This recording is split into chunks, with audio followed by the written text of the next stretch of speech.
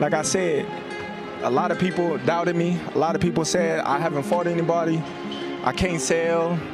I don't have no personality. They just wrote me off for years and years, and it all came to a halt tonight.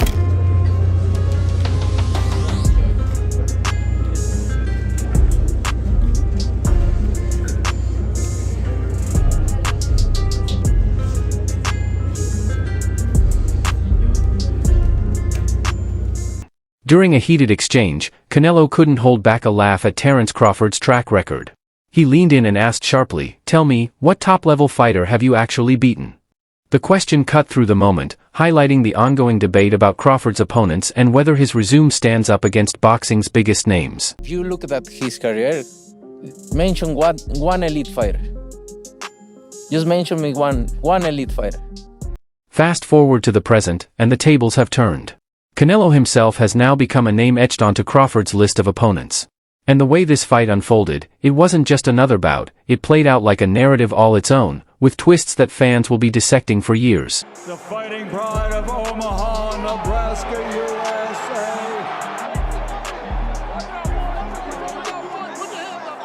Canelo charged in like a machine of war, launching power shots designed to break through.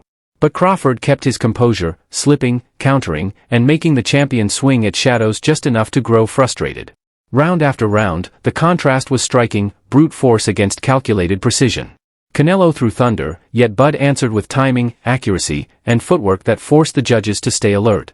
The crowd was stunned, realizing they weren't watching Crawford merely hang on. They were witnessing him dictate the tempo, dismantling the fight on his own terms. We knew Crawford is a great fighter, and I did what I supposed to do, right? I tried for every way, and I trained really hard, and he deserved all the credit. No, I try my best tonight, and I just cannot figure out the style. As the rounds ticked by, the momentum began to shift. It felt like Crawford was dragging Canelo step by step into quicksand, every move making escape harder, every exchange tilting the balance. And then came the defining moment, the 12th round. Crawford's timing was razor-sharp, and when the opening appeared, he struck with precision. The counter landed flush, snapping Canelo's head back so violently it swung like a door caught in a storm. It wasn't just a punch, it was a statement, the kind of shot that instantly rewrites the story of a fight. Well, the first 3 rounds, I felt like I was in control. I think he was trying to figure me out. Did you feel that you were frustrating him? He tried to lift you up. He headbutted you. Were you sensing that you were frustrating him?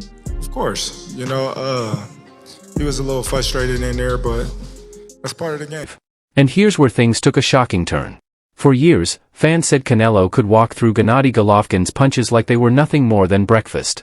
But against Crawford, the script flipped. Bud landed a shot so heavy it looked as if Canelo's very spirit left for another dimension before snapping back into his body.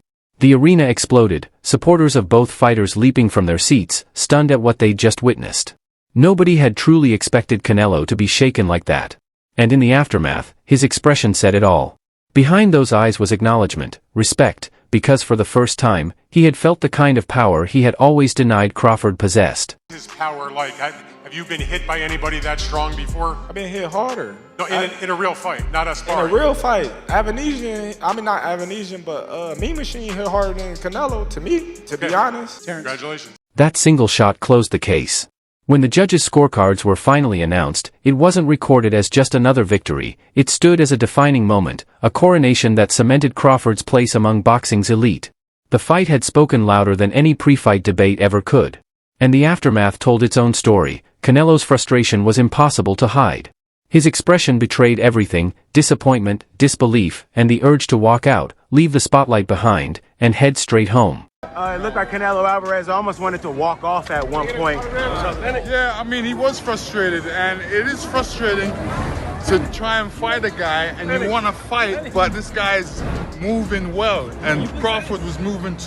This wasn't the calm, unshakable figure who had ruled boxing for years.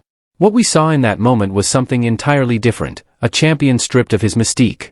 For the first time in his storied career, Canelo looked vulnerable, almost ordinary, like a fighter cornered without solutions. Crawford didn't just earn a win, He dismantled the aura that had followed Canelo for more than a decade. He delivered humility to a man who seemed untouchable. And that, more than the scorecards or the highlight reel, is what stunned the boxing world, because no one truly believed it could happen. You just made like a whole resume of stuff tonight. It means a lot to me because, you know, anybody can be a nobody, like I said, you know, and that's all they say I've been fighting is nobodies. So what can they say now? Somebody tell me, what can you say now? And say congratulations. The legend who once forced opponents to crumble under relentless pressure now found himself leaving the ring with a dented pride, a shaken throne, and an empire suddenly under scrutiny. And here's the undeniable truth: when the fighter long branded as the face of boxing starts to look like he doesn't even want to stand under the lights, history has turned on its head.